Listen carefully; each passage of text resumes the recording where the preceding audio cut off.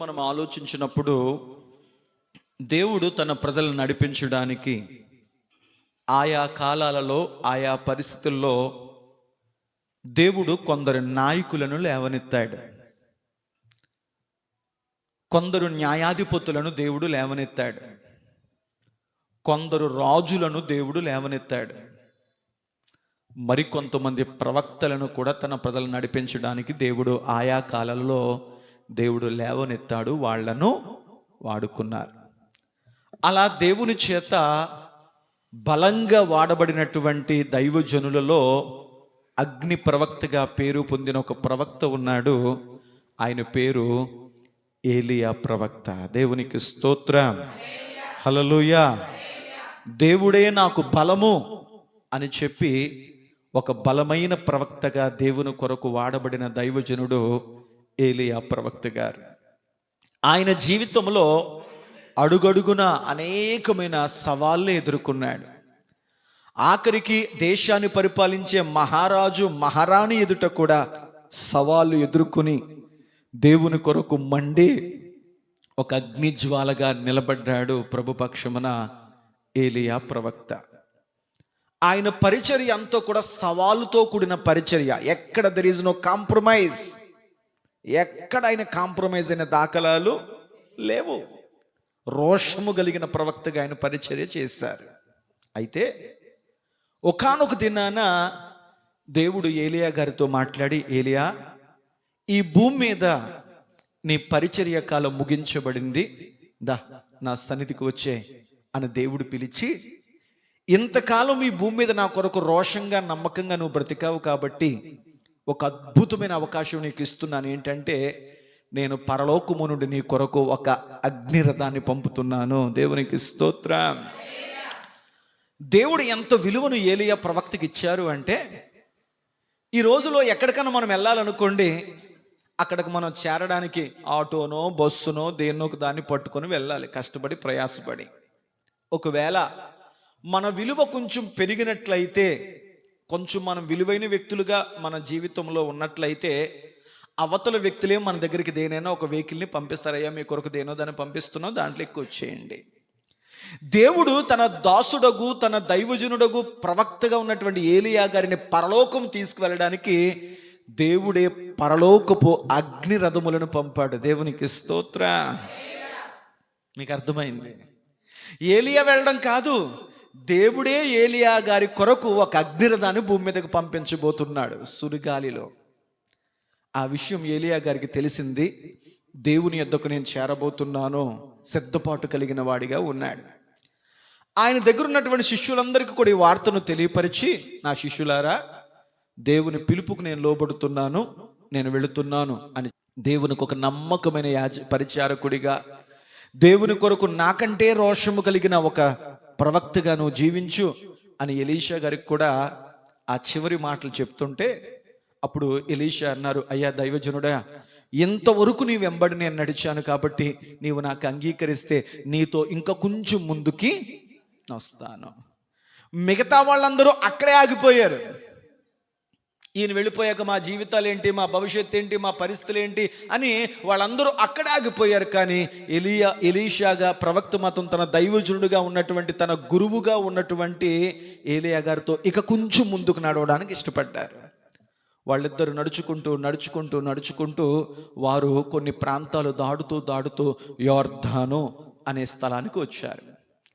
ఏలియా ప్రవక్త అన్నారు, అయ్యా దేవుడు నాకు చెప్పిన మాట ఏమిటంటే, ఓ ఏలియా, నువ్వు యోర్దాను అనే అనుభవాన్ని దాటి అవతలకు రా, నీ కొరకు అక్కడికి పంపుతాను నేను.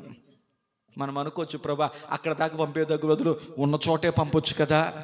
లేదు, దేవుడు నీ కొరకు ఏదైతే దాచిపెట్టాడో అది నువ్వు పొందుకోవాలంటే నువ్వు అక్కడి వరకు దాటి రావాల్సిన వాడిగా ఉన్నావు. దేవునికి స్తోత్రం. కొన్ని అనుభవాలు దాటాలి, కొన్ని పరిస్థితులు దాటాలి. ఇవి దాటుకుంటూ నేర్చుకుంటూ నువ్వు రాగలిగితే తగిన సమయమందు ఆయన నీ కొరకు ఏది సిద్ధపరిచి పంపాడో అది నువ్వు పరిపూర్ణంగా పొందగలుగుతావు, అనుభవించగలుగుతావు.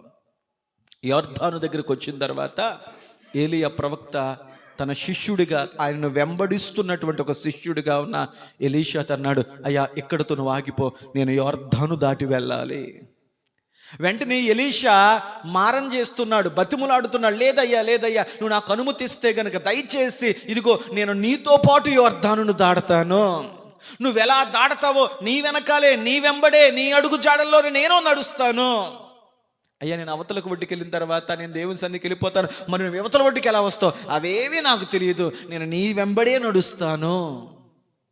అది కష్టమైనా, అది ఇబ్బంది అయినా, అది ఎటువంటి పరిస్థితి అయినా ఇదిగో నీ వెంబడే నేను నడుస్తాను, సరే నీ ఇష్టం అని చెప్పి వెంటనే ఏలీయా ప్రవక్త తన భుజం మీద ఉన్నటువంటి జీవితాంతము తనకు వస్త్రముగా కప్పుకున్నటువంటి ధరించినటువంటి ఆ దుప్పటిని తీసి మడతెట్టి యోర్దాను నది మీద కొట్టారు. వాక్యం సెలవిస్తుంది, ఎప్పుడైతే ఏలీయా ప్రవక్త తన భుజం మీద ఉన్నటువంటి ఆ దుప్పటితో యోర్దాను నదిని కొట్టారో వాక్యం అంటుంది యోర్దాను రెండుగా విడిపోయింది. ఆరిన నేల మీద ఏలీయా ప్రవక్త ఎలీషా ప్రవక్త అవతల ఒడ్డుకు వెళ్ళారు. యోర్దాను మరలా మూసిపోయింది. అవతల ఒడ్డుకు వెళ్ళిన తర్వాత అయ్యా ఇక్కడతో చాలిక ఆగిపోను, లేదు లేదు లేదు, నువ్వు దేవుని ద్వారా కొనుపోబడిపోయే చివరి క్షణం వరకు నీతోనే నడుస్తాను. ఒక దేవుని బిడ్డగా మరణం వరకు నాకు నమ్మకంగా ఉండు అంటే మధ్యలో వదిలేమని కాదు. అవసరాలు, అక్కర్తలు, కోర్కెలు, అనుకున్న కార్యాలు జరిగిన తర్వాత మధ్యలో వదిలేమని కాదు. దేవునికి నీ పట్ల ఉన్న ఆశ ఏంటంటే నువ్వు చివరి క్షణం వరకు, నీ తుది శ్వాస వరకు నాకు నమ్మకంగా ఉండు. ఈ లోకములో ఎవరికి ఇవ్వలేని దాన్ని నీకు ఇస్తాను. దేవునికి స్తోత్రం. విలువైనవి పొందాలి అంటే గమ్యము వరకు వెంట నడవాలి. శిష్యుడు అనగా వెంబడించేవాడు. ఎలీషా ఒక నిజమైన శిష్యుడి జీవితానికి మాదిరి. అందుకే తన దైవజనుడు వెళ్ళిపోయే చివరి క్షణం వరకు దైవజనుడు వెంటే నడిచాడు. వెళ్ళిపోయే సందర్భం రాబోతుంది, సుడిగాలి రాబోతుంది, సుడిగాలిలోంచి దేవుని అగ్ని గ్రదములు దిగబోతున్నాయి. ఏలియా అన్నారు, దైవజనుడు అన్నాడు, ఇదిగో నాకు శిష్యుడా అయ్యా ఎలీషా, ఇదిగో జాగ్రత్త, నా కొరకు సుడిగాలి వచ్చేస్తుంది, అగ్నిరథములు నా కొరకు దిగబోతున్నాయి, నేను వెళ్ళిపోతున్నాను. సరే నువ్వు ఏదో ఆశించే ఇంత దూరం నన్ను వెంబడిస్తున్నావు, నాకు అర్థమైంది, చెప్పు నీకేం కావాలి. వెంటనే ఎలీషా ప్రవక్త అన్నారు, అయ్యా నీ మీద పనిచేసినటువంటి ఆత్మ కంటే 2 పాళ్ళు నా మీదకు వచ్చినట్లు నాకు దయచేయము అన్నాడు. ఏ ఆత్మ అయితే నేను రోషముగా నిలబెట్టిందో, ఏ ఆత్మ అయితే నేను అగ్ని ప్రవక్తగా నిలబెట్టిందో, ఏ ఆత్మ అయితే దేవుని కొరకు ప్రాణాలను తెగించి బ్రతికే ఆ ప్రేరణ నీకు కలిగించిందో, ఆ హృదయాన్ని రేపిందో, ఆ ఆత్మ మీద నాకు 2 అంతులు కావాలి అన్నారు. ఏలియా అన్నారు, ఎలీషా ప్రవక్త చెప్పారు, నువ్వు అడిగింది ఆషామాషి విషయం అయితే మాత్రం అది నా చేతిలో ఉన్నది కాదయ్యా, నువ్వు అడగ్గాని ఇవ్వడానికి, ఇది దేవుని ద్వారా కలగలిసింది. అయితే నీకు ఒక సూచన చెప్తాను, దేవుడు నన్ను కొనుపోతున్నప్పుడు ఒకవేళ నేను నీకు కనపడితే నువ్వు అడిగింది నీకు దొరికింది అని నమ్ము, అది దేవుడికి అంగీకారం అయ్యింది అని నువ్వు నమ్ము. ఒకవేళ నేను కొనుబోబడుతున్నప్పుడు ఒకవేళ నీకు కనపడకపోతే గనుక దేవుడు నువ్వు అడిగిన దానికి ఇవ్వడం దేవునికి ఇష్టం లేదు అని నమ్ము, నీ దారిని చూసుకో.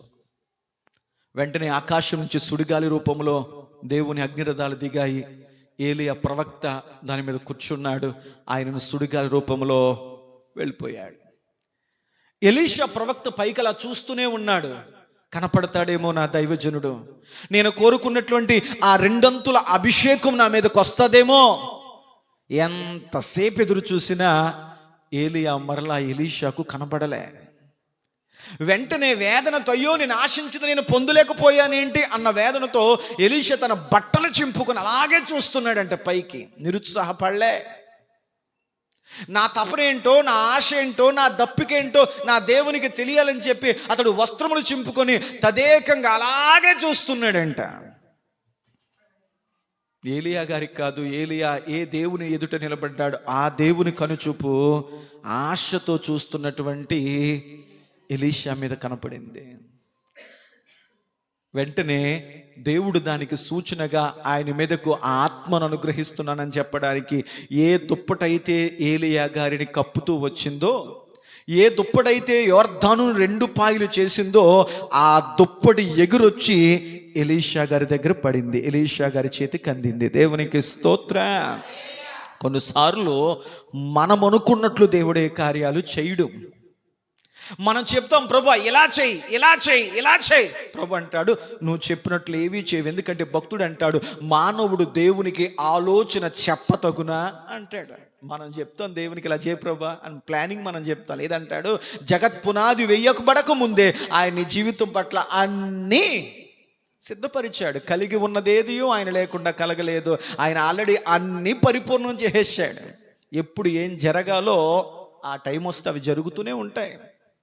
ఏలియా ప్రవక్త గారి మీద ఉన్నటువంటి ఆ దుప్పటి ఎలీషా ప్రవక్త మీదకి వచ్చింది. వెంటనే అతను నమ్మాడు, దేవుని ఆత్మ నా మీదకి వచ్చింది. అలనాడు యేసుక్రీస్తు ప్రభువారి మీదకి పావురమ పరిశుద్ధాత్మ రూపంలో వచ్చింది. అలనాడు పెంతుకొస్తు పండుగ దినమున ఈ మేడగదిలో ప్రార్థిస్తున్నటువంటి 120 వ్యక్తుల మీదకి అగ్ని నాలుకలుగా పరిశుద్ధాత్మ దిగి వచ్చింది. దేవునికి స్తోత్ర. ఈ సందర్భంలో ఎలీషా గారి మీద దేవుని ఆత్మ ఎలా వచ్చింది? ఈరోజు దేవుని ఆత్మ వాక్య రూపముగా నీలోకి వస్తుంది. దేవునికి స్తోత్ర. హల్లెలూయా. ఎప్పుడైతే దేవుని యొక్క ఆత్మ నన్ను బలపరిచింది అని నమ్మాడో, వెంటనే ఆయన తిరిగి వెళుతూ వెళుతూ వెళుతూ తనకు అడ్డుగా ఉన్నటువంటి అదే యోర్దాను నది మీద తన దైవజనుడికి ఉన్నటువంటి ఏలియా గారు ఎలాగైతే పలికి ఆ యోర్దానును దుప్పటితో కొట్టాడో, ఆయన సేమ్ అలాగే కొట్టాడు. యోర్దాను విడిపోయింది, అవతల ఒడ్డుకు వెళ్ళాడు, యోర్దాను కదిలిసిపోయింది. దేవునికి స్తోత్ర. హల్లెలూయా. వాక్యం సెలవిస్తుంది, ఆయన నిన్న నేడు రేపు నిరంతరము, ఆయనలో ఏ మార్పు లేదు. ఏదైనా మారాల్సింది ఏదైనా ఉంటే నీదే. ఆనాడు పని చేసిన దేవుడే ఈనాడు పని చేస్తున్నాడు. ఆనాడు ప్రభావం చూపించిన దేవుడే ఈనాడు ప్రభావం చూపిస్తున్నాడు. ఆయనలో ఏ మార్పు లేదు. మలాకి గ్రంథములు ఉంటుంది, ఆయన ఏమాత్రము మారని దేవుడు, అందుకు మీరు ఇంకా లయము కాలేదు అంటాడు. దేవునికి స్తోత్ర. హల్లెలూయా. యోర్దాను దాటి ఆయన వెళుతూ ఉన్నాడు. వెళుతూ వెళుతూ ఉండగా ఎదురైనటువంటి మొదటి ఊరేంటయ్యా అంటే యెరికో. యెరికో అనే ఊరు ఎదురైంది. యెరికో అనే ఊరు ఎదురైన తర్వాత అప్పటి శిష్యులు యెరికో పట్టణం ఎదురు చూస్తున్నారు. మేము చివరిదాకా రాలేమేంటి, మా ప్రయాణం కొంతవరకే, అవసరాలు తీరేంత వరకే, అక్కడతలు తీరేంత వరకే, మేము చివరిదాకా రాలేము అని ఆగిపోయిన వాళ్ళు యెరికో పట్టణం దాకా వచ్చి ఆగిపోయారు. ఈయన మాత్రమే గమ్యం వరకు వెళ్ళి రెట్టింపు అభిషేకముతో తిరిగి వచ్చాడు. దేవునికి స్తోత్ర. సంఘాన్ని కానీ, దైవజనుని కానీ, దేవుని వాగ్దానాన్ని కానీ, పొందుకున్న రక్షణను కానీ ఎక్కడి దాకా మనం తుదముట్టించాలి? సంఘాన్ని మధ్యలో వదిలేయకూడదు, దైవజనుడి మధ్యలో వదిలేయకూడదు, వాక్యాన్ని మధ్యలో వదిలేయకూడదు, వాగ్దానాన్ని మధ్యలో వదిలేయకూడదు. మరణము వరకు నమ్మకంగా నువ్వు పట్టుకుని ముందుకు నాగలిగితే బైబిల్ ఉంటుంది, దేవుడిచ్చే జీవము జీవ కిరీటము నీకే. దేవునికి స్తోత్ర. ఎప్పుడైతే ఈ శిష్యులు దైవజనటువంటి ఎలీయా గారి మీద ఉండాల్సినటువంటి దుప్పటి ఎలీషా గారి మీద ఉండడం చూశారో వీళ్ళకి అర్థమైపోయింది, ఎలీషా ఏదో పొందుకునే వచ్చాడు. ఇది మన గురువు దుప్పటి కదా, ఇది మన దైవజనుడి దుప్పటి కదా, ఇది మన ప్రవక్త దుప్పటి కదా, ఈ దుప్పటి ఈయన మీదకి ఎందుకు వచ్చింది? ఈయన ఏదో పొందుకునే వచ్చాడు. ఏమీ లేనివాడిగా వెళ్ళాడు, ఏదో బలమైనది పొందుకునే వచ్చాడు. మందిరానికి మనం ఏమీ లేని వారికనే రావాలి, వెళ్ళేటప్పుడు ఒక బలమైన దాన్ని పొందుకుని వెళ్ళాలి. ఆ బలమే దేవుని వాక్యము. దేవునికి స్తోత్రం. వాక్యం అంటుంది, దేవుని వాక్యము బలము గలదై వాడిగల రెండంచుల ఎటువంటి ఖడ్గము కంటేను కదా, దేవుని వాక్యం బలము గలది. వెంటనే అక్కడ ఉన్నటువంటి శిష్యులు అన్నారు, వారి మధ్యలోనే వదిలేసిన వారు కదా, వారి ఆత్మీయత, వారి అవగాహన మధ్య వరకే, మిడిమిడి జ్ఞానం కదా. వెంటనే అన్నారు, అయ్యా ఎలీషా గారు మన ప్రవక్త అయినటువంటి ఏలియా గారిని ఆ అగ్నిరథముల చేత ఆయన సుడిగాల్లో కొనిపోయాడు కదా, ఆ సుడిగాలి ఏలియా ప్రవక్తని ఏ పర్వతం మీదనో ఏ లోయల్లోనో దింపేసి వెళ్ళిపోయి ఉంటుంది. వీళ్ళ అవగాహన అంతే, గాలి కొట్టుపోయాడు ఎక్కడైనా పడిపోయి ఉంటాడేమో. కాబట్టి మీరు మాకు అనుమతిస్తే కనుక మా దగ్గర 50 మంది బలమైన వ్యక్తులు ఉన్నారు, వాళ్ళతో వెతికిస్తామేంటి అన్నారంట. ఎలీషా ప్రవక్త చివరి వరకు చూశాడు కదా, ఆయన అన్నాడు, అవసరం లేదు, మీరు ఎంత వెతికినా ఆయన దొరకడు. ఎందుకంటే ఆయన్ను తీసుకు వెళ్ళిన దేవుడు అక్కడక్కడ వదిలేసేవాడు కాదు. ఎక్కడ పడితే అక్కడ వదిలేసేవాడు కాదు, ఎక్కడ పడితే అక్కడ పడేసేవాడు కాదు. ఆయన ఒకసారి చెయ్యి పట్టుకుంటే ఎక్కడికి తీసుకెళ్లాలో అక్కడికి తీసుకెళ్లేదాకా వారు కోరిన రేవుకు ఆయన చేర్చేంత వరకు వదిలేవాడు కాదు. ఎందుకు ఆయన అక్కడెక్కడ పడేస్తాడని ఎందుకు అనుకున్నారు? లేదు లేదు, మీరు ఎక్కడికి వెళ్ళినా ఇంత దొరకరు అంటే, లేదండి లేదండి లేదండి అని చెప్పి వెతుకుతాము అని చెప్పి బతిములాడేశారంట. ఎవరినే? మీరు మాకు అనుమతించండి, మేము వెళతాం, కొండల్లో వెతుకుతాం, లోయల్లో వెతుకుతాం, ఆయన ఎక్కడ పడిపోయాడో దేవుని ఆత్మని ఎక్కడ వదిలేస్తాం, మేము వెతుక్కొస్తాం, మీ గురువుగారిని తీసుకొస్తాం. అది వాళ్ళ ఆత్మీయత. ఇది ఈయన ఆత్మీయత. ఈరోజు నీ ఆత్మీయత ఏంటి? దేవుడే కష్టాల్లో వదిలేశాడు, బాధల్లో వదిలేశాడు, ఒంటరితనంలో వదిలేశాడు, అప్పుల్లో వదిలేశాడు. లేదు లేదు, నీ నోటి నుంచి ఈ ఆలోచన, ఈ మాట వచ్చిందంటే ఇది నీ ఆత్మీయత. లేదు, నా దేవుడు ఏ స్థితిలో నా చెయ్యి వదలడు, వాగ్దానము చేసిన దేవుడు నమ్మదగిన వాడు, ఆయన చేర్చేంత వరకు నేను ఆయన మీద విశ్వాసం ఉంచుతాను అనేవాడు నిరీక్షణ కలిగిన ఆత్మీయుడు. దేవునికి స్తోత్రం. మీకు అర్థమవుతుంది? సరే, మీ మాట నేను ఎందుకు కదనాలి? వెళ్ళండి, మీ ప్రయత్నం మీరు చేయండి. వెళ్ళారు 50 మంది. 3 రోజుల పాటు వెతికి వెతికి వెతికి వెతికి లేని చోట ఎక్కడ వెతుకుతారు? ఓ యెరూషలేము కుమార్తెలారా, ఎందుకు సమాధిలో లేని ఆయన్ని వెతుకుతున్నారు? ఆయన అక్కడ లేడు, ఆయన లేచాడు, ఆయన పునరుద్ధానుడు అయ్యాడు. లేని చోట ఎందుకు వెతుకుతారు? ఆయన చెప్పిన చోటకి వెళ్ళి వెతకండి. దేవునికి స్తోత్రం కదా. 3 రోజులు వెతికి వెతికి వెతికి వెతికి అలసిపోయి ఎలీషా గారి దగ్గరికి వచ్చి, నిజమేనండి, మీరు చెప్పినట్లుగా ఎక్కడ వెతికినా ఆయన లేడండి, ఎక్కడికి వెళ్ళి ఉంటాడో? ఆయనను ఏ ఏ ఏ దేవుడైతే బలపరిచాడో ఆయన సన్నిధికి ఆయన వెళ్ళాడు. దేవునికి స్తోత్రం. హల్లెలూయా. అయితే అప్పుడు శిష్యులు అంటున్నారు, అయ్యా పోలేండి, అయితే ఇదిగో కొన్ని రోజులు మాతో పాటు ఈ యెరికో పట్టణంలో ఉండండి అని చెప్తూ ఈ యెరికో పట్టణాన్ని చూపిస్తూ వాళ్ళు ఏమంటున్నారంటే, చూడండి 2వ రాజుల గ్రంథము 2వ అధ్యాయము 19వ వచనంలో మనం చూడగలిగితే 307వ పేజీ అక్కడ ఏమని రాయబడిందంటే, అంతటా ఆ పట్టణము వారు ఈ పట్టణం ఉన్న చోటు రమ్యమైనదిగా నా ఏలినవాడా నీకు కనపడుచున్నది. ఏ పట్టణం అది? యెరికో పట్టణం. 18వ వచనం కనపడుతుంది. వారు యెరికో పట్టణమందు ఆగి ఉన్న ఎలీషా యొద్దకు తిరిగి రాగా అతడు వెళ్ళవద్దని మీతో చెప్పితిని కదా అని వారితో అనెను. ఇదంతా ఎక్కడ జరుగుతుంది? ఇప్పుడు యెరికో పట్టణం దగ్గర. యెరికో పట్టణం దగ్గర దైవజనుడు ఎదురు చూస్తూ ఉన్నాడు. వీళ్ళని ఎతకడానికి వెళ్ళారు. నెతికి అలిసి మాకు కనపడలేదని చెప్పి ఎలీషా ప్రవక్త దగ్గరికి యెరికో పట్టణం దగ్గరికి వచ్చారు. వచ్చిన తర్వాత ఆ పట్టణస్థులు వీళ్ళందరూ అంటున్నారు, అయ్యా ఈ యెరికో పట్టణం దగ్గర నువ్వు ఆగావు కదా, ఈ యెరికో పట్టణం ఎలాంటిదో తెలుసా? చూడడానికి ఈ పట్టణము ఎంతో రమ్యమైన పట్టణం, కంటికి చాలా ఇంపైన ఆకర్షణీయమైన రమ్యమైన పట్టణం. యెరికో పట్టణం చాలా రమ్యమైన పట్టణం అంట, అందమైన పట్టణం అంట. హల్లెలూయా. బైబిల్ అంటుంది, అందం మోసకరం, సౌందర్యం వ్యర్థం. బాహ్య అందము అలంకరణ కంటే మీరు ఆత్మ సంబంధమైన అలంకరణతో నింపబడుదురుగాక. ఆమేన్. ఈ యెరికో పట్టణం చాలా ఆకర్షణీయమైందండి, చాలా కళ్ళకు చాలా అందంగా చాలా రమ్యంగా కనబడుతుందండి. అలాగే బైబిల్ గ్రంథంలో ఒకడు యెరికోని ప్రేమించి యెరికోకు ఆకర్షితుడే యెరూషలేము నుంచి దిగి వచ్చేసాడు. లోకాన్ని చూసిస్తుంది యెరికో. యెరూషలేము దేవుని సన్నిధి అయితే, యెరూషలేము దేవుని యొక్క సముఖం అయితే, దేవుని ప్రార్థనా స్థలం అయితే, దేవుని మందిరంలో ఉన్న వాడిని ఏది ఆకర్షిస్తుందంట? అవును, పైకి చూడాల్సిన కిందకు చూస్తే కింద మాటలే, కింద ఆలోచనలే, కింద ధ్యాసలే, కింద కోరికలు ఏర్పడతాయి. అందుకే పౌలు అంటాడు, మీరు పైనున్న వాటినే వెతకండి, ఈ లోక సంబంధమైన వాటిని దేని మీద మీరు ఆశపడక. ఎందుకంటే ఇవన్నీ ఇక్కడ వదిలిపెట్టి వెళ్ళిపోవలసిందే. మన పౌరుషత్వము పరలోకమందు ఉంది. దేవునికి స్తోత్రం. వాడు యెరికోను చూసి ఆకర్షితుడయ్యాడు. యెరికోను చూసి అది ఎంతో రమ్యమైనదిగా ఉందని చెప్పి వాడు దేవుని సన్నిధి భద్రతనిచ్చేటువంటి యెరూషలేమును వదిలొచ్చేశాడు.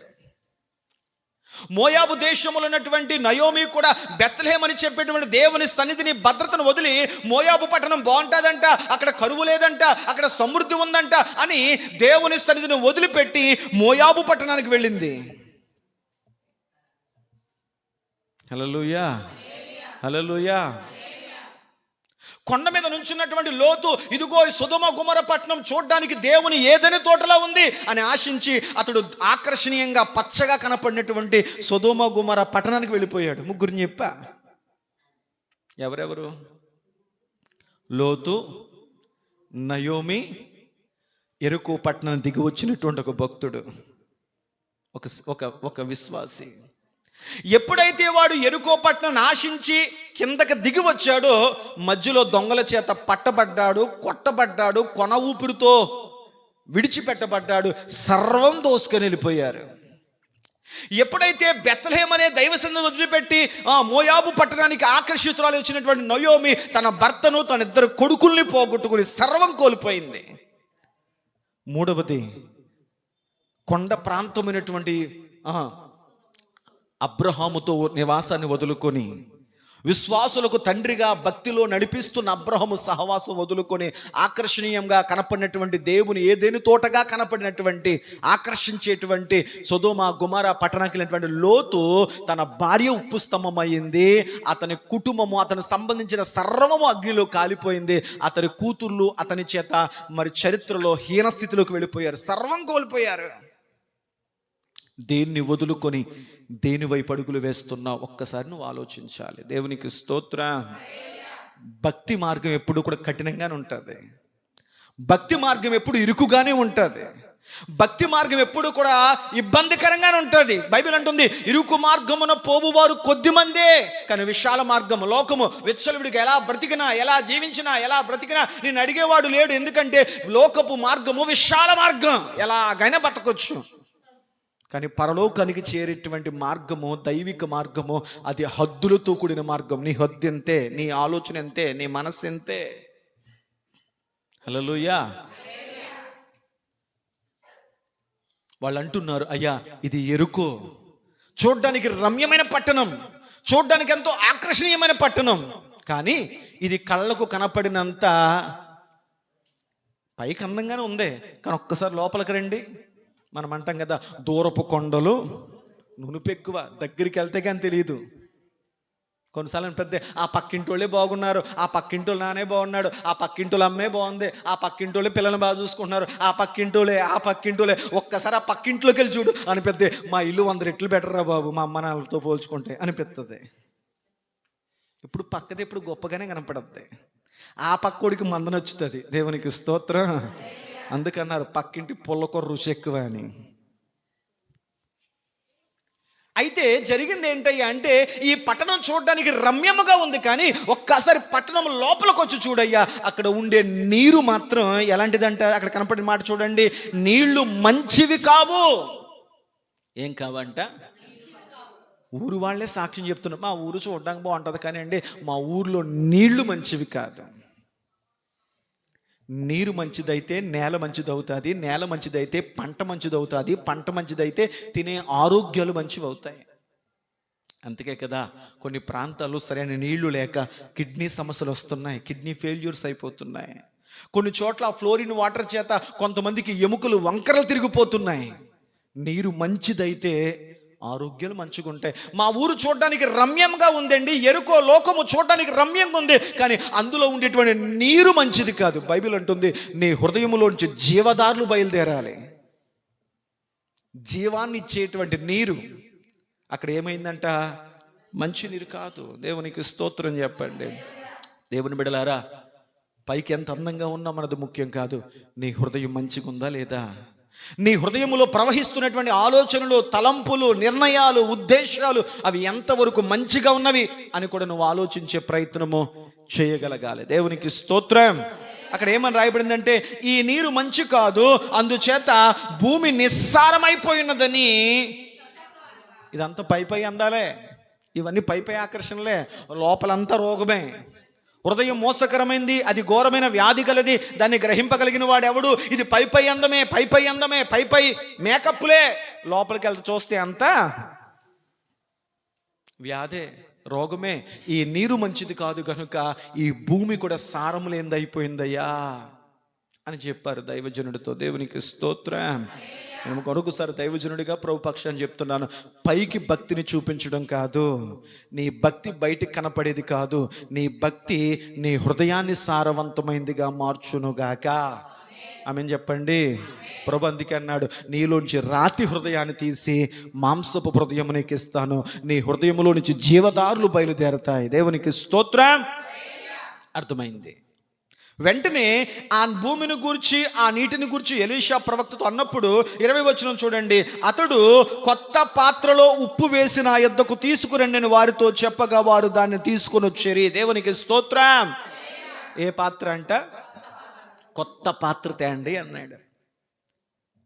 దేవునికి ఏదైనా కావాలి అంటే అది కొత్తదిగానే కావాలి. అంటే అర్థమేంటి పాస్టర్ గారు? ఏంటంటే పాత స్థితి వద్దు, క్రీస్తు యేసునందున్న వాడు నూతన సృష్టి, పాతవి గతించిపోయాయి, దేవునికి నూతనంగా మారింది కావాలి. ఒక కొత్త పాత్రగా మారాలి, ఒక కొత్త వ్యక్తిగా జీవించాలి. అయ్యా ఇంతవరకు బ్రతికింది చాలు, ఇంతవరకు ఆలోచించి చాలు, ఇంతవరకు తీసుకున్న నిర్ణయాలు చాలు, ఇక నుంచి ఇదిగో నా మటుకైతే బ్రతుకుడు క్రీస్తే, చావు అయితే నాకు లాభము, ఇక నుంచి నీ కొరకు కొత్త వ్యక్తిగా బ్రతుకుతాను అని రూపాంతరము పొందిన వ్యక్తిగా నువ్వు ఉండగలగాలని దేవుడు కోరుకుంటున్నాడు. దేవునికి స్తోత్రం. నీ హృదయం ఒక పాత్రగా ఉండాలి. అది ఎలాంటి పాత్ర అయ్యా అంటే సారము లేని పాత్రగా కాదు, నిస్సారమైన పాత్రగా కాదు. బైబిల్ అంటుంది ఒక కొత్త పాత్రగా నీ హృదయం మారునుగాక. ఏ పాత్ర తెమ్మన్నాడు ఆయన? వీళ్ళేం కంప్లైంట్ చెప్పారు, మా నేల పాడైపోయిందండి, దానికి గల కారణం మా నీళ్ళండి అని చెప్పారు. ఈయనేమన్నాడు? ఒక పాత్ర తేండయ్యా, ఆ పాత్రకు ఒక కొత్త తేండే అన్నాడు. హల్లెలూయా. సర్వసాధారణ మీకు అనిపిస్తుంది, ఆ ఏ షాపులోకి వెళ్ళి కొత్త పాత్ర కొనుక్కొచ్చేసి ఉంటారు. సంథింగ్ కొత్త పాత్ర అంటే అర్థం ఏంటి? ఇంతకుముందు వాడని పాత్ర, ఇంతకుముందు ఎవడు ఉపయోగించని పాత్ర. ఇంతవరకు మనల్ని ఎవరు వాడుకున్నారు? మీరు దుర్నీతికి, సాతానుకు సాధనాలుగా వాడబడ్డారు. ఇంతవరకు మన నోటిని, మన తలంపులను, మన ఆలోచనలు, మన వ్యక్తిత్వాలు, మన జీవితాలు, మన కోరికలు సాతానుకు సాధనంగా వాడి దగ్గర వాడబడ్డాం. మనం ఆడు వాడుకున్న పాత్రలను ఒకప్పుడు మనం ఎప్పుడు యేసుక్రీస్తు రక్తముతో బాప్తిస్మము అనే అనుభవం ద్వారా కడగబడ్డామో ఇప్పుడు మనం ఏ పాత్రలుగా మారిపోయాం? కొత్త పాత్రలు అయ్యాం. దేవునికి స్తోత్రం. కొత్త పాత్ర తేండి అన్నాడు. ఒక దేవుని బిడ్డ ఎలా కొత్త పాత్రగా అవుతాడో తెలుసా? చూడండి ఒకసారి వాక్యాన్ని మీకు జ్ఞాపకం చేస్తాను. ఒక దేవుని బిడ్డ ఎప్పుడు కొత్త పాత్రగా మార్చబడతారు అనడానికి దేవుని వాక్యం సెలవిస్తున్నటువంటి మాటలు మనం తప్పనిసరిగా వాక్యాన్ని బట్టి మనం జ్ఞాపకం చేసుకోవలసిన వారిగా ఉన్నాం. దేవునికి స్తోత్రం. హల్లెలూయా. మనం దేవుని వాక్యంలో చూడగలిగితే ఆ కొత్త పాత్రను కూర్చున్నటువంటి కొన్ని మాటలు మనం చూడగలుగుతాం. దేవుని వాక్యంలో ఏమని రాయబడిందయ్యా అంటే చూడండి,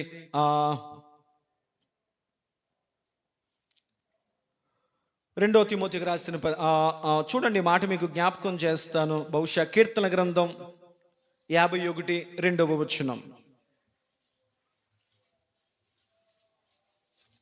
త్వరగా, నా దోషము పోవునట్లు నన్ను బాగుగా కడుగుము, నా పాపము పోవునట్లు నన్ను పవిత్రపరచుము. దేవునికి స్తోత్రం. దావీదు ఏమని ప్రార్థిస్తున్నాడు దేవునికి?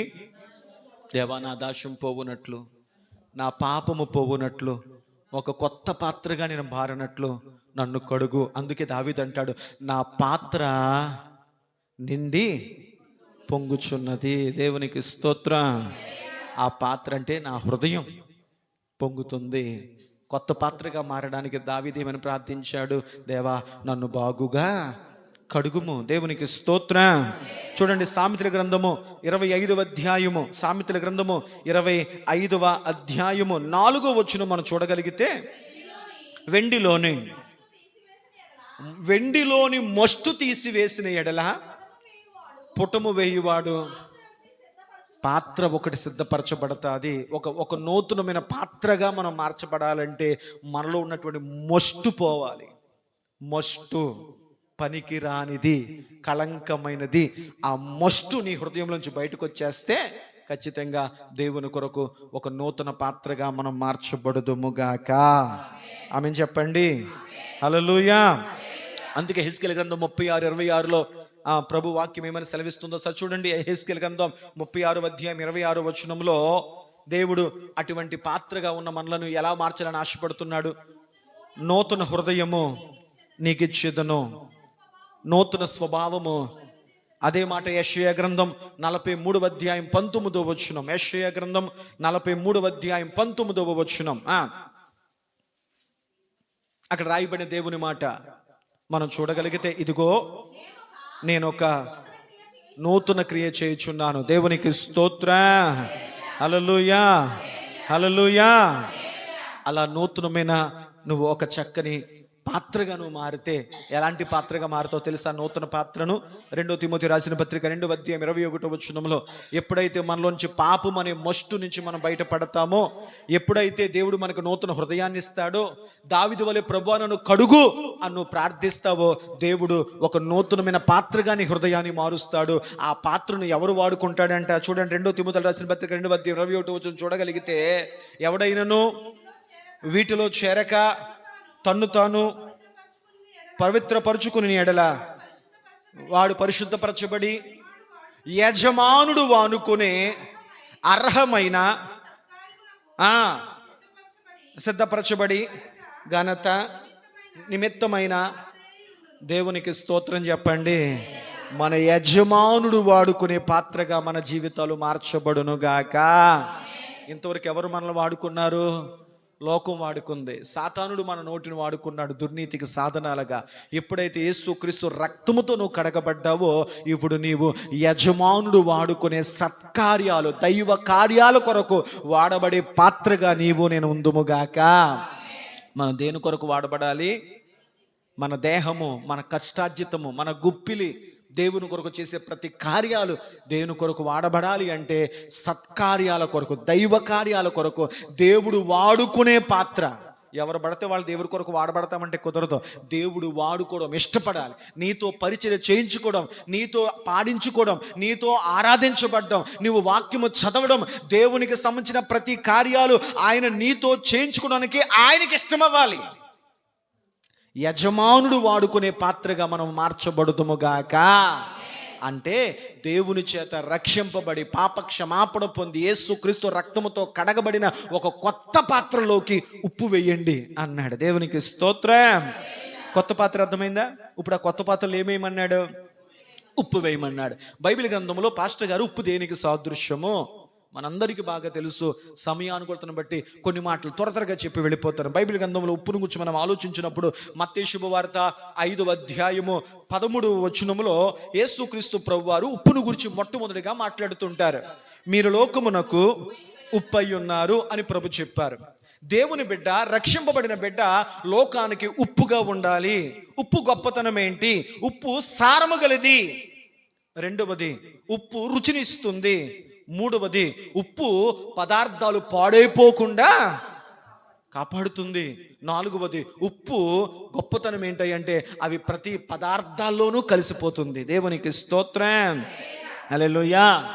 యేసయ్య చెప్పారు, ఒక దేవుని బిడ్డ లోకానికి ఉప్పుగా ఉండాలి, తన సారాన్ని లోకానికి అందించే వారిగా ఉండాలి. చప్పిడి మాటలు, చప్పిడి వ్యక్తిత్వంతో సారం లేని వ్యక్తులుగా బ్రతకూడదు. నువ్వు మాట్లాడుతుంటే ఎదుటి వ్యక్తికి నమ్మకం కలగాలి. నువ్వు మాట్లాడుతుంటే ఎదుటి వ్యక్తిలో ఒక ఆశ కలగాలి. అలాగని మోసం చేయకూడదు. ఈరోజు భక్తి పేరిట అన్ని మోసాలే జరుగుతున్నాయి. మోసము కాదు, ఆశ కాదు, నీకు మంచి రోజులు వస్తాయన్న దప్పిక, ఆసక్తిని వారిలో కలిగించే ప్రార్థనాపూర్వకమైన ఒక సారం నీ ద్వారా లోకానికి అందునుగాక. అందుకంటున్నాడు కొలస్సీలకు రాసిన పత్రిక, త్వరగా ముందుకు వెళదాం. కొలస్సీలకు రాసిన పత్రిక 4వ అధ్యాయం 6వ వచనంలో ఒక దేవుని బిడ్డ యొక్క సంభాషణ, దేవుని బిడ్డ యొక్క సంభాషణ చదువుతలే. ప్రతి మనుషునికి ఎలాగూ ప్రత్యుత్తరం ఇవ్వవలెనో అది ఎదుటి వాళ్ళతో మాట్లాడడం. నా మాట ఎలాగ ఉండాలంట? కొంతమంది మాట్లాడితే పొడిచినట్టు ఉంటుంది, కొంతమంది మాట్లాడితే అయ్య బాబు వాళ్ళతో మాట్లాడకండి బాబు, ఎత్తు పొడిచినట్టు మాట్లాడతారు, గుచ్చుకునిలా మాట్లాడతాడు, పెదార్థాలతో మాట్లాడతారు. వాళ్ళతో మాట్లాడడం కంటే మౌనంగా ఉండటం బెటర్ అండి. గుణపముల వంటి మాటలు మాట్లాడువారు కలరు. గుచ్చుకునిలా మాట్లాడతారు, బాధ కలిగిగా మాట్లాడతారు, నొప్పించినా మాట్లాడతారు. కానీ ఒక దేవుని బిడ్డ ఉప్పు సారము కలిగి బ్రతకాలి అంటే నువ్వు ఎదుటి వారితో ఎలా మాట్లాడాలో కూడా నీకు తెలియాలంట. దేవునికి స్తోత్రం. ఎలా మాట్లాడమని ప్రభు చెప్పారు?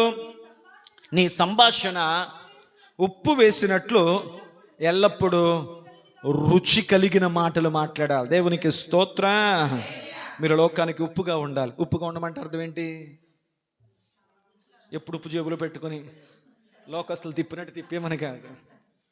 నువ్వు మాట్లాడితే ఎదుటి వాడికి రుచిగా ఉండాలి, మంచి మాట్లాడాలి, మేలు మాట్లాడాలి, వీలైతే క్షేమాన్ని గురించి మాట్లాడాలి, వీలైతే వాళ్ళని దీవించే మాటలు మాట్లాడాలి. నొప్పించే మాటలు, బాధ పెట్టే మాటలు మాట్లాడకూడదు. కానీ వాక్యం మాట్లాడుతుంది ఖండితంగా. దేవునికి స్తోత్రం. కాబట్టి మొదటిగా మత్తయి సువార్తలో ప్రభు చెప్పారు, మీరు లోకానికి ఉప్పై ఉన్నారు. అలా లోపానికి ఉప్పైన దేవుని బిడ్డ మాట ఎలా ఉండాలి? బైబిల్ చెప్తుంది, నీ సంభాషణ రుచిగా రుచిగా రుచిగా మాట్లాడాలి నువ్వు. దేవునికి స్తోత్రం. హల్లెలూయా. అందుకే మార్కు శుభవార్త 9వ అధ్యాయం 49-50 వచనాల్లో యేసు ప్రభు మాట్లాడుతున్న మాటను జ్ఞాపకం చేసుకుందాం. మార్కు శుభవార్త 9వ అధ్యాయం 49-50. ప్రతివాని ఉప్పు సారము అగ్ని వలన కలుగును. ఉప్పు మంచిదే కానీ ఉప్పు నిస్సారమైన ఎడల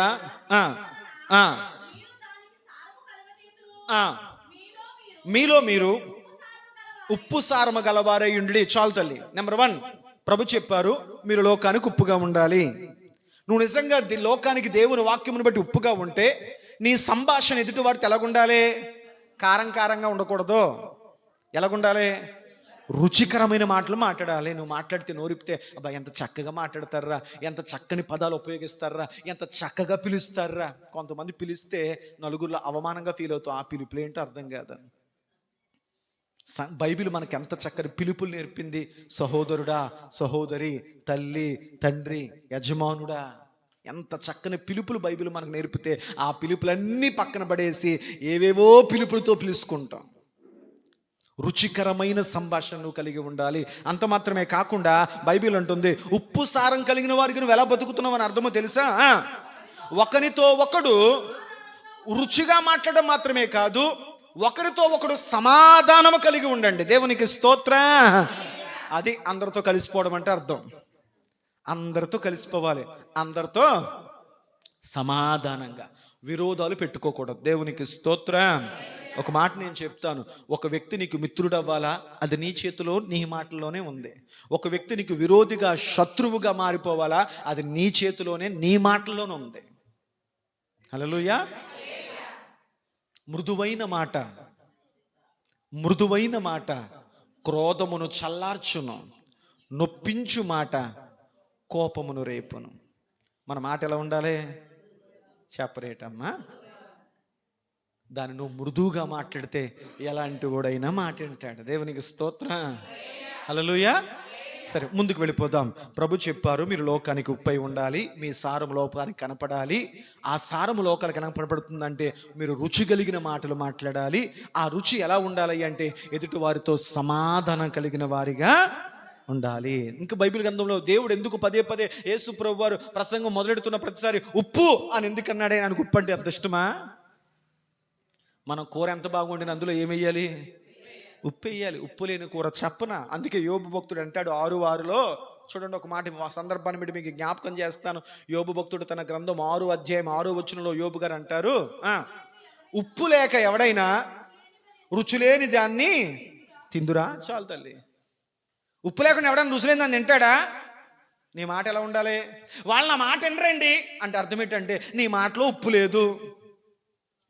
ఈ మధ్యన యాడ్ వచ్చేసింది, గోడ పగల కొట్టుకొచ్చేస్తాడు, మైకి నోట్లు ఎట్టేస్తాడు, మీ పేస్ట్లో ఉప్పు ఉందా? బైబిల్ అంటుంది, నీ నోట్లో కాదు రబ్బాయి, నీ హృదయంలో ఉప్పు ఉంటే హృదయం నిండిన దాన్ని బట్టి నోరు మాట్లాడతాడు. దేవునికి స్తోత్రం. బైబిల్ గ్రంథంలో ఎందుకు దేవుడు ఉప్పుకంత సారం ఇచ్చి మీరు సారము కలిగి ఉండండి, మీరు రుచిగా మాట్లాడండి, మీరు సమాధానంగా ఉండండి అని ఎందుకు బైబిల్ గ్రంథంలో ఉప్పును గురించి మాట్లాడారు? పాస్టర్ ఎంతవరకు మీరు పాత నిబంధన కొత్త నిబంధనలు ఉప్పుల కోసమే చెప్పారు. అసలు పాత నిబంధనలు ఉప్పు గురించి ఏమైనా ఉందా? చూడండి ఒకసారి జ్ఞాపకం చేస్తాను. లేవీకాండము 2వ అధ్యాయము 13వ వచనం. నీవు అర్పించు ప్రతి నైవేద్యమునకు, నువ్వు అర్పించు ప్రతి దేవుని నైవేద్యమునకు ఉప్పు చేర్చాలి. దేవునికి స్తోత్రం. అది బైబిల్లోని మాట. దేవునికి నువ్వు ఏ నైవేద్యము సమర్పించినా, దేవునికి నువ్వు ఏ అర్పణ సమర్పించినా, నీవిచ్చే నైవేద్యములో, అర్పణలో నువ్వు దేన్ని చేర్చాలంట? చెప్పరేటమ్మా, ఉందా? నువ్వు దేన్ని చేర్చమని దేవుడు చెప్పాడు? ఉప్పును చేర్చు. దేనికిచ్చే దానిలో ఉప్పు చేర్చు? దేవునికిచ్చే నైవేద్యములో ఉప్పును చేర్చు. దేవునికి స్తోత్రం. రెండవ దినవృత్తాంతాల గ్రంథం అద్భుతమైన సబ్జెక్ట్, చక్కగా రాసుకోండి, నేర్చుకోండి. రెండవ దినవృత్తాంతముల గ్రంథం 13వ అధ్యాయం 5వ వచనములో దేవుడు దావీదుకు ఒక నిబంధన చేస్తాడు. ఇశ్రాయేలు రాజును 13:5 కదా తల్లి, రెండో దినవృత్తాంతాలు. ఇశ్రాయేలు రాజ్యమును ఎల్లప్పుడూను ఏలునట్లుగా ఇశ్రాయేలు దేవుడైన యెహోవా దావీదుతోనూ అతని సంతతి వారితోనూ భంగము కాజాలని నిబంధన చేసెను. దేవునికి స్తోత్రం చెప్పండి. ఏ నిబంధన అంట? భంగము కాజాలని. ఏ కాజాలని? భంగము కాజాలని పైన ఒక అంకె ఉంది. ఏంటది? 1 అని అంకె ఉంది. దాని ఇన్పుట్లో ఏమని రాయి ఉంది? దేవుడు దావీదుకు ఒక ఉప్పు నిబంధన చేశాడంటే ఏంటంటే, దావీదా ఎల్ల కాలము నీ సింహాసనం మీద నీ కుటుంబంలోంచి ఒకను కూర్చోబెడతానయ్యా. ఆ నిబంధన పేరేంటి? ఉప్పు నిబంధన. దేవునికి స్తోత్రం. ఉప్పు నిబంధన ఏంటండి? భంగము కాలి నిబంధన. భంగము కాలి నిబంధన ఏంటంటే అంటే దేవుడు మాట తప్పని నిబంధన. దేవునికి స్తోత్రం. దేవుడు మాట తప్పడు అన్న ప్రమాణాన్ని దేవుడు ఉప్పుతో పోల్చాడు. ఆమేన్ చెప్పండి. చాలు. ఇప్పుడు చెప్పండి, ఉప్పు గొప్పతనం ఏంటి? సాక్షాత్తు యేసు ప్రభువే చెప్పాడు, మీరు లోకానికి ఉప్పుగా సారంగా ఉండండి. యేసు ప్రభువే చెప్పారు, మీ సంభాషణ రుచికరంగా ఉండాలి. దేవుని వాక్యం సెలవించింది, మీరు సమాధానము కలిగిన వారిగా బ్రతకాలి. అది ఉప్పుకున్న గొప్పతనం. ఆ ఉప్పును గురించి పరిశుద్ధ గ్రంథం మన పాత నిబంధనలో చూడగలిగితే, దేవునికి ఇచ్చే ప్రతి నైవేద్యమునకు ఉప్పును చేర్చాలి. అది దేవునికి ఇరువైందిగా ఇష్టమైందిగా దేవుడు స్వీకరిస్తాడు. అంత మాత్రమే కాకుండా దావీదుకు దేవుడు ఒక ప్రమాణం చేశాడు, ఒక నిబంధన చేశాడు. ఆ నిబంధన పేరే ఉప్పు నిబంధన. దేవునికి స్తోత్రం. నీ రాజ్యం మీద, నీ సింహాసనం మీద ఎప్పుడు నీ కుమారులు ఒకడు కూర్చుంటాడు. అలాగే రాబోతున్న యేసుక్రీస్తు ప్రభువు యోధా గోత్రపు కొదమ సింహముగా నిత్యం ఆ సింహాసనం స్థిరపరచబడుతుంది. దేవునికి స్తోత్రం. అలాంటి ఉప్పు తెమ్మన్నాడు. ఎవరో? ఎలీషా ప్రవక్త. కొత్త పాత్ర కోసం చెప్పా. ఇప్పుడు అందులో ఏమేమన్నాడు? కొత్త పాత్ర యేసయ్య రక్తముతో కడగబడిన నీ హృదయం అయితే, ఆ కొత్త పాత్రగున్న నీ హృదయంలోనికి ఉప్పును వేయమన్నాడు. ఆ ఉప్పే దేవుని వాక్యము. దేవుని వాక్యము నీ జీవితానికి రుచినిస్తుంది. దేవుని వాక్యము ఎదుటి వారితో సమాధాన పడడం నీకు నేర్పుతుంది. దేవుని వాక్యము నీ నోటికి సంభాషణ రుచికరంగా మారుస్తుంది. దేవుని వాక్యము నువ్వు దేవునికి చేసే ప్రతి పనిలో, ప్రతి ప్రార్థనలు అంటానమ్మా, నువ్వు ఏ ప్రార్థన చేయి, ప్రార్థనకు దేన్ని జత చేయి చెప్పానా? మీరు చేసే ప్రతి విజ్ఞాపన దేని అనుసంధానం చేయమంటాను? పాస్టర్ గారు ఊరికే చెప్పలేదు, బైబిల్ ఉందన్నమాట. దేవునికి చేసే ప్రతి అర్పణలో నువ్వు ఉప్పును జతపరచాలి. ఉప్పు అనగా దేవుని వాక్యము. హల్లెలూయా. అలాంటి ఉప్పు వేసుకొని రమ్మన్నాడు పాత్రలోకి. అంటే ఒక దేవుని బిడ్డ కడగబడిన హృదయంలోనికి దేవుని వాక్యమును వేయగలిగితే జరిగేదేంటి చూడండి. వెంటనే మనం చదవగలిగితే అక్కడ రాయబడిన మాట ఒకసారి మనం జ్ఞాపకం చేసుకుందాం. వారు ఆ కొత్త పాత్ర తీసుకొచ్చారు. అంత మాత్రమే కాకుండా మరి అందులో ఉప్పు వేసి ఆయన యొద్దకు తీసుకొచ్చారు. 21వ వచనం, అతడు ఆ నీటి ఊట యొద్దకు పోయి అందులో ఉప్పు వేసి, యెహోవా సెలవిచ్చింది ఏమనగా, ఈ నీటిని నేను బాగు చేసి ఉన్నాను గనుక ఇక దీని వలన మరణము కలగకపోవును, పాపం వలన వచ్చు జీతము. ఎంతవరకు ఈ నీరు ఏం తీసుకొచ్చింది మీకు? పాపపు నీరు మరణాన్ని తెచ్చింది. ఇక నుంచి ఈ హృదయము వల్ల ఎవరికి మరణము రాదు, మరణము పొందకపోదురు అని చెప్పి అక్కడ రాయబడిన మాట ఏమిటంటే, భూమి నిస్సారముగా ఉండదు అనెను. 22, నేటి వరకు ఎలీషా ప్రవక్త చెప్పినట్లుగా ఆయన మాట చొప్పున ఆ నీరు నేటి వరకు, now days in this days, ఈ రోజు వరకు ఆ నీరు మంచి నీరుగానే ఉంది. దేవునికి స్తోత్రం చెప్పండి. దేవుని కార్యాలకు there is no expiry date లేదు. నేటి వరకు చంపే నీరు మంచి నీరుగా మారిపోయింది. దేవునికి స్తోత్రం. ఈరోజు మన వాళ్ళు చెడ్డ నీటిని మురికినీటి మంచినీటిగా మార్చడానికి ఎన్ని ఫిల్టర్లు చేస్తున్నారో. ఆయన నోటి మాటే నీ జీవితపు మలినాన్ని తొలగించేది. దేవునికి స్తోత్రం. నేటి వరకు ఆ నీరు ఎలా మారిపోయిందంట? మరి నువ్వు మంచి వ్యక్తిగా మారితే మంచే మాట్లాడాలి, మంచే నీ ద్వారా ఇతరులకు కనపడాలి. అలా ఒక మంచి వ్యక్తిగా నువ్వు మారితే ప్రభు చెప్పాడు, యజమానుడు వాడుకునే పాత్రగా నీవు, నీ హృదయము, నీ నోటి మాటలు ఉండునుగాక. ఆమేన్. మీకు ఒక మాట చెప్పనా, బైబిల్ గ్రంథంలో ఎలీషా ప్రవక్త దేవుని యొక్క మహాకృప చేత ఆయన 18 అద్భుతాలు చేశాడు. ఎన్ని అద్భుతాలు చేశాడు? 18 అద్భుతాలు చేశాడు. అందులో మొదటి అద్భుతం ఆ దుప్పటితో యోర్దానును 2గా విడగొట్టడం, ఎలీషా ద్వారా జరిగిన అద్భుతం. రెండవ అద్భుతం నీటిని మంచినీటిగా మార్చడం. దేవునికి స్తోత్రం. 18 అద్భుతాల్లో ఇది రెండవ అద్భుతం. చివరిగా చెప్తున్నాను, ఎలీషా అనే మాటకు అర్థము యెహోవాయే నాకు రక్షణ. దేవునికి స్తోత్రం. యెహోవాయే నాకు రక్షణ. కాబట్టి నీ జీవితంలో రుచికరమైన అనుభవాలు ఈ సంవత్సరం చూడాలంటే నీవు నూతనమైన పాత్రగా మార్చబడాలి. ఆ నూతనమైన పాత్రలో దేవుని వాక్యమనే ఉప్పు నీలో నిలిచి ఉండునుగాక. ఆ అనుభవాలతో ముందుకు సాగుతాం. అందుకు పరిశుద్ధాత్మదేవుడు మనందరికీ సహాయం దయచేయునుగాక. మనం ఆలోచించినప్పుడు దేవుడు తన ప్రజలను నడిపించడానికి